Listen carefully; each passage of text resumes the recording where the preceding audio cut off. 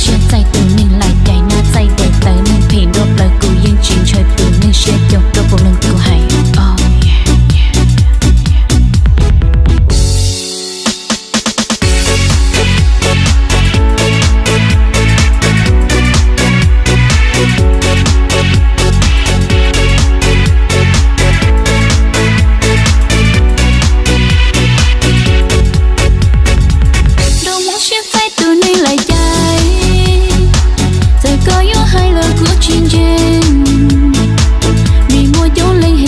chia cho cô yêu chim lòng đau muốn chia tay cho say chân đỡ nên say xa hào nát say đời ta nên phiền đua bờ cô yên chim chơi nên chữ gì lo nhờ môi yêu trôi lo yên chim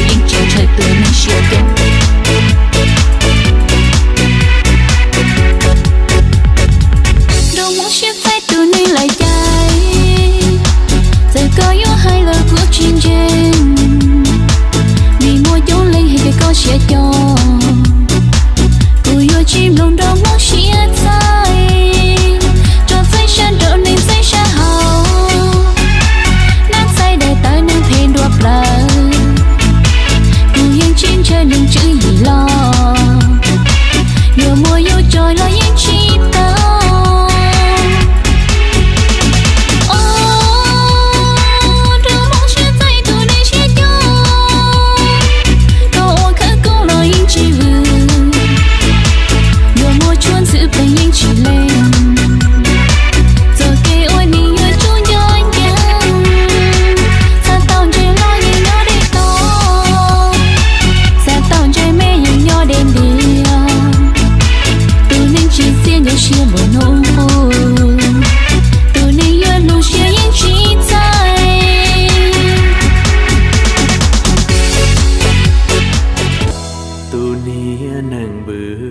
sáng xua rong rong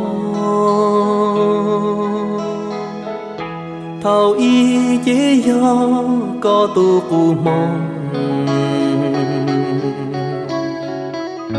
vừ vừ bùa lươn to gì chúa ta sợ cho ca lo chia uốn rau sợ tu nia nàng vừ nàng sai trang pia do tu thâu có mua cho chia vừ vừ bùa lươn đó gì chúa sao ni nó rong lo chia ua tu hùng gấu có mua nữ đó bọn đã cứ ha kể lư xia chê nữ tao chua ta bận bận lo trừ tờ cho sau kế chia ua cưng gấu sau khiên địa tê nữ hai tia nữ ua trâu trâu có do có lũ nữ cho mua nữ cho trên nữ dân chín trò lúa mua con mua mang chia tê chỉ bao cho nữ tù khá.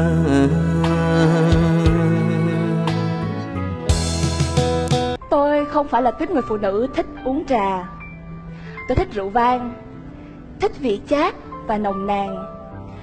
Nhưng mà để uống rượu vang thì với ngụm đầu tiên, chúng ta vẫn không thể nào mà phán xét được đó là loại rượu ngon hay dở, mà chúng ta cần phải chờ khi mà rượu vào cuống họng. Chúng ta chờ cái hậu vị, và lúc đó chúng ta mới biết được rằng là ly rượu vang này ngọt, chát ra làm sao. Và tình yêu cũng như thế, phải chờ đến khi kết thúc thì người ta mới biết được rằng mối tình đó đã từng mặn nồng như thế nào. Có rất nhiều kiểu yêu, có rất nhiều cách yêu, nhưng mà không biết quý vị ở đây đã có ai từng có một tình yêu hay là đã từng nghe nói đến một tình yêu ở lưng chừng chưa ạ? Tình yêu ở lưng chừng bởi vì ngay từ lúc bắt đầu chúng ta không biết đã bắt đầu như thế nào, thành ra cái kết thúc cũng không biết được rằng là phải kết thúc ra làm sao. Anh và em, chúng ta cùng đến với nhau tại cái thời điểm mà em vừa mới rứt ruột chia tay mối tình khắc cốt ghi tâm của mình. Còn anh là chàng trai ở ngã ba tình, vẫn còn vương vấn điều gì đó với những ngày xưa cũ. Có lẽ vì thế mà cả anh và cả em chẳng ai có đủ bản lĩnh để mà đối diện với tình cảm mới của mình. Chẳng một ai trong hai người có can đảm nắm tay người kia để đi trên một con đường mới của riêng hai đứa. Ta đã đi với nhau một đoạn rất dài, nhưng chưa một lần anh giới thiệu với những người bạn của mình em là người yêu của anh. Và cũng suốt từng ấy thời gian, em cũng chưa một lần mảy may có ý định sẽ đưa anh về ra mắt gia đình của mình. Chưa một lần chúng ta cho nhau một cái danh xưng yêu thương xứng đáng mà chúng ta phải có. Chúng ta yêu nhau bằng một tình yêu kỳ lạ, và cũng vô tình làm tổn thương nhau bằng những điều chẳng ai nghĩ đến. Rất nhiều lần mà không đếm được bao nhiêu lần, cả hai đã cố gắng đặt dấu chấm hết cho câu chuyện lưng chừng này. Giá mà những ngày đầu tiên đến với nhau, em đã không để lý trí mình chen vào. Giá mà em được một lần mù quáng nó chạy theo trái tim của mình. Và giá mà lúc đó anh kiên nhẫn một tí, anh kiên trì một tí, và cho em thấy được rằng là dù rằng chúng ta không thể có một kết thúc tốt đẹp với nhau, nhưng anh vẫn sẽ là người nắm tay em và cố gắng đi cùng em đến cuối con đường. Và tôi có rất là nhiều người bạn trẻ bây giờ cũng thường hay hỏi một cái câu rằng là giữa con tim và lý trí thì mình chọn cái gì? Câu trả lời nhận lại phần đông đó là mọi người đều muốn rằng là một lần được sống theo lý trí. Nhưng với câu chuyện vừa rồi thì các bạn có thấy rằng là chọn lý trí có mang lại cho ta hạnh phúc, hay ít nhất là một sự an yên trong lòng hay không? Anh là một chàng trai ở ngã ba tình, và đến một ngày nào đó em chợt nhận ra mình cũng có một cái ngã ba tình trong lòng của mình, trong tâm trí, trong tiềm thức của mình. Và cái ngã ba đó chính là ở ngay trước cửa nhà em. Không biết rằng là ở đây quý vị, chúng ta có người yêu, và chắc rằng là chúng ta cũng biết được cái cảm giác mà khi mà người yêu chúng ta chở ta về, đi trên con đường gần về đến nhà, thấy cái cua quẹo sắp quẹo vào nhà rồi, và lúc đó thì chúng ta bắt đầu có một cái cảm xúc rất là thấp thỏm, rất là trộn rộn. Bởi vì gần về đến nhà có nghĩa là gần phải xa nhau. Những lần mà anh đưa em về đến nhà, lúc nào em cũng nũng nịu anh, đòi anh một cái hôn chào tạm biệt. Chắc là lúc đó anh nghĩ rằng là em con nít quá, em nhõng nhẽo quá. Và em thậm chí là còn thấy có những lần anh rất là miễn cưỡng để trao một cái hôn đó.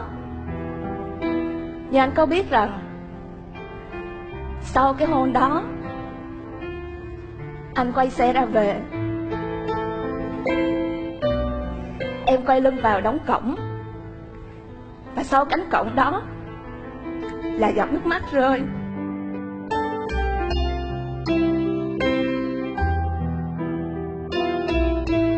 Em khóc là vì Em sợ đó sẽ là lần cuối cùng mà mình sẽ hôn nhau. Vì đâu ai biết được rằng là trong cái tình yêu lưng chừng này thì ngày mai chúng ta có còn ở bên nhau nữa hay không. Đứng ở ngã ba tình đó thì anh rất là dễ dàng có thể lựa chọn cho mình một cái lối rẽ đi qua một hướng khác. Và lối rẽ đó không đi về phía em. Còn em vẫn ở đó, vẫn sau cánh cổng đó. Trước vẫn là một ngã ba, và ngã ba đó chính là nơi em và anh đã từng trao cho nhau rất nhiều những nụ hôn tạm biệt.